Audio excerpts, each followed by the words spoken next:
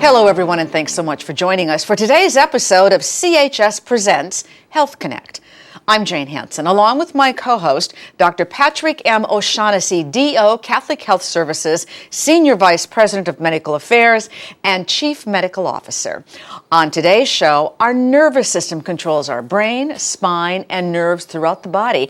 It is essentially the electrical wiring that helps us to communicate information between our body and the brain.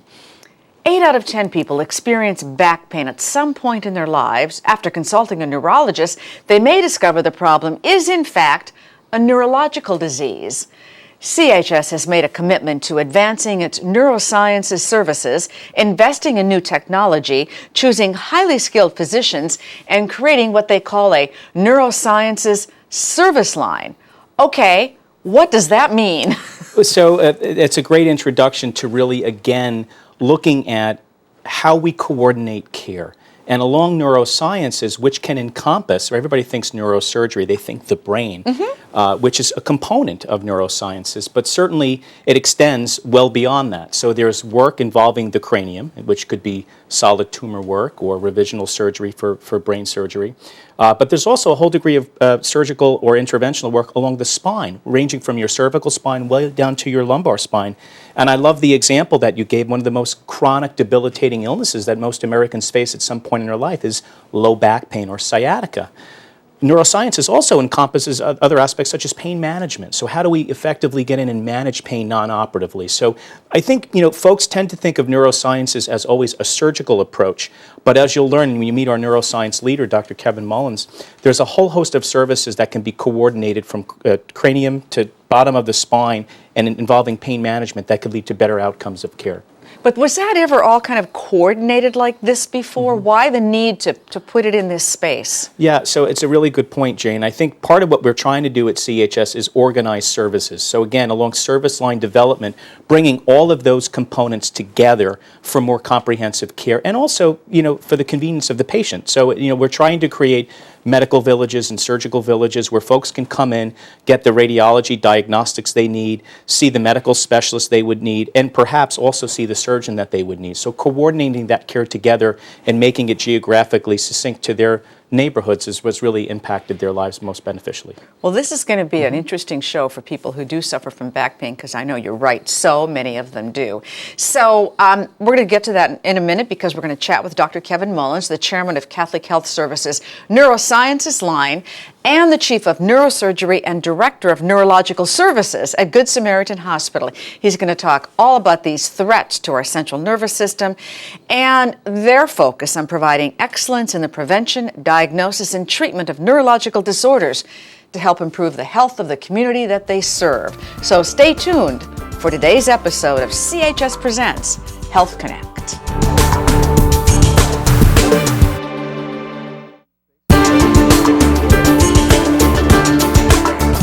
Hello, everyone. Welcome to CHS Presents Health Connect. Guided by CHS's commitment to continue Christ's healing mission, the system's neuroscience team is dedicated to ensuring optimal patient and family care through advanced, comprehensive neurological and neurological services. Joining us today to speak about the neuroscience line at Catholic Health Services is Dr. Kevin Mullins, chairman of Neurosciences Line at Catholic Health Services and Chief of Neurosurgery and Director of Neurological Services at Good Samaritan Hospital. Welcome, Dr. Mullins. There's a lot of neurological words in there. Yes. It's a mouthful. It is, but when we talk about neurological, most people immediately go, oh, that's all about the brain. But the truth is, it's the nervous system that affects our whole body. That's very true, and the majority of neurosurgeons, their primary responsibility is taking care of spinal disorders. So you're right, we mostly think of the neurosurgeon in a brain tumor or brain surgery, but the majority of community neurosurgeons spend maybe 80% of their time taking care of neck and back problems. And those neck and back problems, how many of them actually need surgery? So again, that's a little bit of a misunderstanding that when you're sent to a neurosurgeon, there's a presumption that you're going to go in and get an opinion about surgery, but the reality is 95% of the people that we evaluate, we refer for non-surgical treatment of their neck and back disorder. Wow, that's shocking. So a very small percentage of people require surgery to correct their problem. And it's mostly simply physical therapy that can... So there's a variety of different treatments, and it depends somewhat on exactly what the patient's diagnosis is. So most patients will undergo a battery of tests after they're seen that include commonly an MRI or a CAT scan of their spine. A diagnosis is made as to the cause of their symptoms, and physical therapy would be one of the most common treatments that would be recommended. So when you see, I know you were in the emergency room for years, when you would see somebody coming in with some kind of back issues or complaining about back pain, was it always going to a neurological a doctor or a neurosurgeon, or was it an orthopedic? I mean, isn't there sometimes a kind of a toss-up about that? Well, there is. I think, as Dr. Mullins will speak to, I think, there are two areas that can manage diseases of the spine, neurosurgery and neurosurgeons being one of them. In my realm, clinically, the goal was to really, make the diagnosis and to make sure that we weren't missing anything. And as you mentioned on the onset, this is really about disease presentation for the whole, nervous system. And people would come in with a clear nervous system related complaint. You'd have to make the diagnosis by imaging and get them the appropriate specialist. But orthopedic surgeons and neurosurgeons can treat disorders of the spine. I think in terms of some of the specialty areas, though, that are developing, I'd love to hear, Kevin, if you could share some of the new areas within your specialty that are differentiating you within the field. Sure. In the past, orthopedic surgeons were felt to work on the bones of the spine, and neurosurgeons were working on the nerves themselves.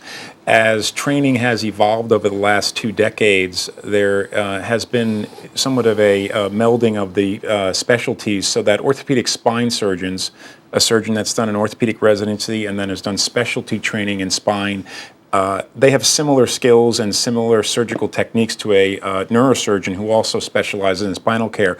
So I think that we both take care of a similar problem and both take care of it in a similar way at this point in time. But what are the leading trends now? I mean, medicine is evolving moment by moment, and I'm just curious about. Everybody's got lower back pain, but now what's some new ways of perhaps treating that or treating other things with the spine that maybe we're not aware of? Well, I think there have been developments in all the areas of spinal care, developments in rehabilitation, newer techniques, and trends for physical therapy. Interventional pain management, which is utilizing injection therapy for spinal pain, has also evolved with less invasive and more effective treatments. And spine surgery has evolved into utilizing less invasive techniques that have shorter operative times, less blood loss, and many of them are done on an outpatient basis. And for many of my patients, when I describe to them surgery and then tell them they'll be going home that day, many of them are shocked by that, but that's a very common occurrence for a number of the techniques that are used now. Wow, that would be shocking to me too as well. If you've suffered this kind of pain for a long time, suddenly you have surgery, you're going home that day. I mean, that doesn't mean you're going to be up and jumping around, but... No, but you're walking around, you're ambulatory, and your recovery is quick enough that you're able to go home on that day and take care of yourself. So does it matter if somebody's got spine issues, whether they see a neurologist or an orthopedic specialist? I always, that question comes up to me as a neurosurgeon, and what I tell my patients is that they need to see a good orthopedic spine surgeon or a good neurosurgeon, and they typically would speak with their referring doctor, their internal medicine doctor. They may speak with other people they know that are in the healthcare field, and they would get an appropriate referral. But I think both specialties are highly qualified to take care of spinal disorders.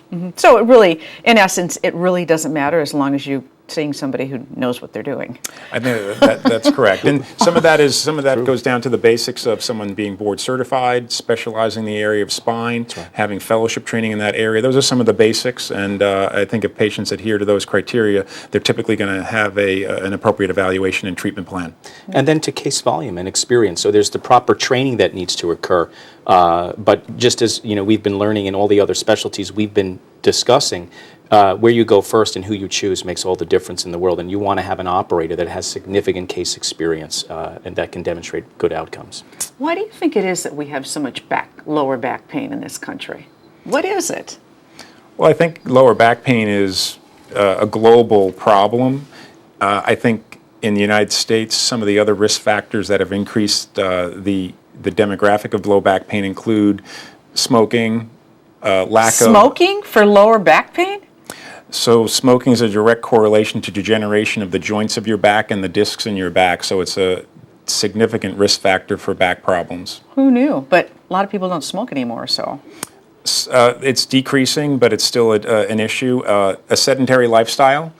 There are many patients that don't exercise on a regular basis, that are overweight. That's another significant risk factor for low back problems. And as we are most likely aware, the United States is somewhat of a world leader in that area. So I think we have a large percentage of patients with back problems, and that's a significant risk factor. So you're saying we're world leader in the obesity field. That's kind of sad. I believe that's true. I know. And so for patients that we see, that's why many times surgery is not necessary. Adjusting risk factors or eliminating their risk factors of smoking, a sedentary lifestyle, physical therapy, weight reduction, strengthening their core. These are very basic ways that can effectively treat back problems and are relatively inexpensive to utilize. It's so interesting because that's the same kind of thing you would say about a disease like diabetes or some of those other kind of chronic diseases. Correct. And I'm sure low back pain in an overweight diabetic patient, the incidence of that is even higher than obviously in the general public. Yeah. Interesting stuff. Well, we're going to take a quick break. We're going to continue talking with you, Dr. Mullins, in just a moment. So we will be right back.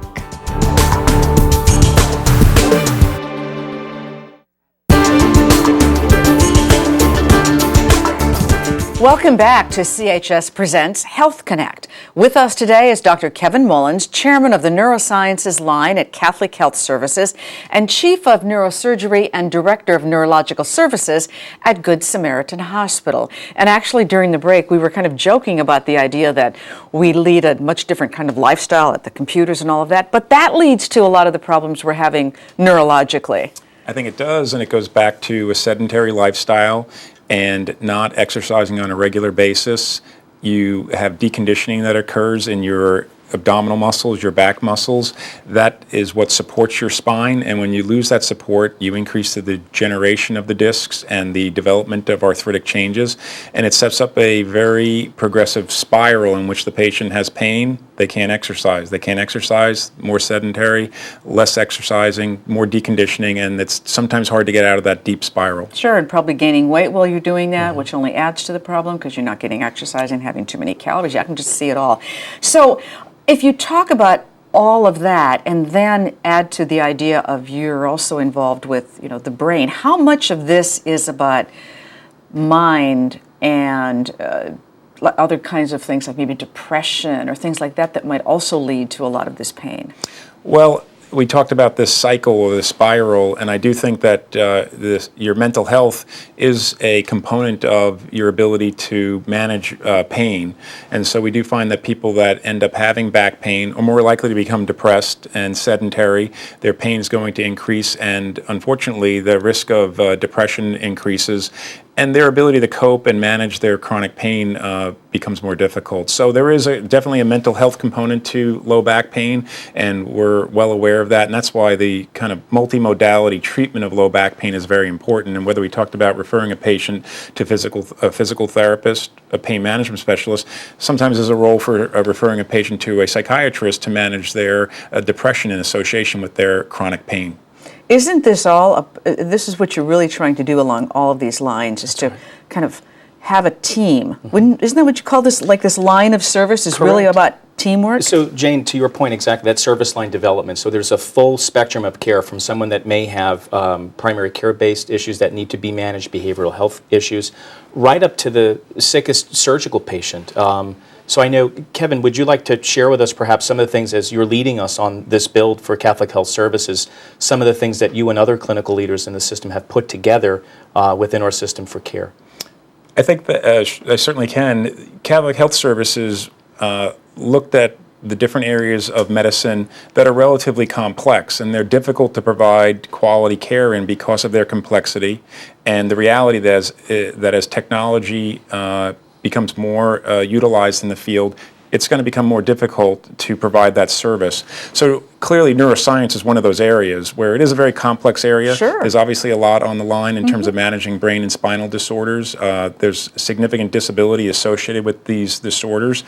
So the focus on neuroscience is to try to interact with the different specialties that manage certain problems, whether it's a brain tumor, it's a lower back problem with leg pain, and improve the communication among the subspecialists and improve the technologies available to them. All of this will result in an improved quality of care, a better patient experience, and that's the role of a service line. Yeah. Can you give me an example of maybe a patient or a case or something where somebody came in, they had this chronic pain that just was debilitating. They couldn't work, they couldn't really have a good quality of life, and yet you couldn't really diagnose what it was? In the role of the service line, communication between the specialists is being emphasized, and our ability to work with the patient and put them through a systematic workup of their problem has been enhanced by this communication. So a patient may come into my office with numbness in their leg. The presumption has been that they may have a back problem causing the numbness. I may examine the patient and feel that I'm concerned about an alternative neurological disorder, maybe multiple sclerosis or Lyme's disease, and I have to communicate with a neurologist. I also may say this patient may need to see a pain management specialist because it may be from the lower back. The service line is bringing those specialties together so that our ability to communicate with each other, diagnose a problem more quickly and efficiently has been enhanced dramatically. And as I said, I think that's one of the primary roles that the service line already plays and will continue to improve care of patients. Are you guys able to do this much more ably now because of technology? Absolutely. I think one of the things that we've tried to do is to connect people not just from local venues, but even from throughout the county. So we have folks from Nassau County joining in with folks from Suffolk County to discuss care and to develop comprehensive care plans. So technology has certainly made that much easier. Mm-hmm. And then I guess the other thing is, we talked earlier, you said something about sometimes with pain management it involves injections or something that directly into the source of the pain. Correct. Now, so with pain management itself, how does that work? You have to, you know when somebody's going to come to you and perhaps have this particular kind of treatment, but how do you keep track of all of that? How do you help it so that they can deal with their chronic disease from a pain management standpoint? I think it is a multi-specialty management of that patient. It includes the initial evaluation by a spine specialist to determine what they think the source of the pain is, and then communication with the rehabilitation team, the pain management team, and at times involving the neurology team if you are uncertain of the diagnosis. So again, the service line encompasses all of these different specialties under one roof and will allow a patient to go through that entire workup working with the same team. And in the past, it was not the case. Yeah. Well, okay, so anybody watching out here that's got some lower back pain or maybe they've got a little numbness in their legs, what should they do? They should first go to their doctor, their primary care doctor, internist, and usually that doctor will do an initial evaluation, and it is very typical they will refer that patient to a spine specialist for further workup and examination. So go see your doctor and then go see the spine specialist. We like that idea. Yeah, and then get rid of the pain, because it's really difficult for people to have to live with all of that. Dr. Mullins, thank you so very much. We really appreciate you being here. Thank you. Thank you, And we Dr. will be Mullins. right back. So at CHS, how long have you actually had these service lines in play? We've been building them for the past 2 years now, and I think, as Dr. Mullins had indicated, the initial phases of this were bringing physicians together from across the specialty areas that would clinically encompass the service line. So as he discussed, like physicians are connecting in, discussing care, making comprehensive care plans.